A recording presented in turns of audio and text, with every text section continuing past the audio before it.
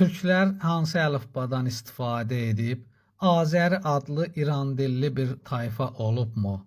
Ən çox verilən suallar bunlardır. Nüvədi kəndində arxeoloji qazıntılarda bir daş tapıldı.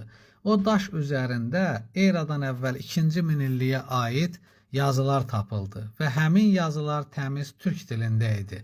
Bu yazılar onu sübut etdi ki, Azərbaycan türklər ərəblərdən də əvvəl, farslardan da əvvəl əlifbaya sahib idilər və onlar türk runik əlifbası ilə yazırdılar və türkçə yazırdılar.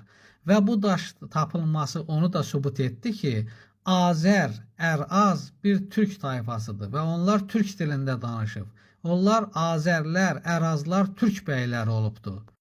Eradan əvvəl 2-ci, 1-ci minilliklərdə Azər, Əraz, türk tayfaları olanda bu ərazilərdə nə farslar var idi, nə haylar var idi.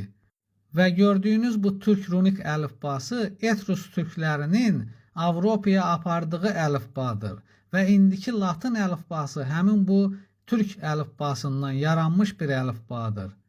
Kitabənin əlimizdə olan hissəsi daşın yuxarı hissəsidir. Bu kitabədə 2 cərgə yazı qalıb.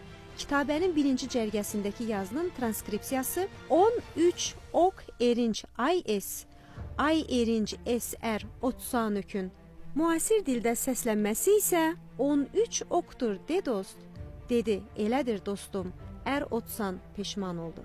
İkinci cərgədə N, ər, az, ek3, bək ərinç, ər az el. Müasir dildə səslənməsi isə alisən, ər az bəy, ər az elinin varlığı ilə öyündü.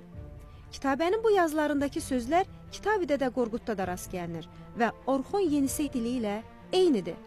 Və bu da istər eramızdan əvvəl, istərsə də orta əsrlərdə türk dilli xalqların danışıq dilinin eyni olmasını göstərir.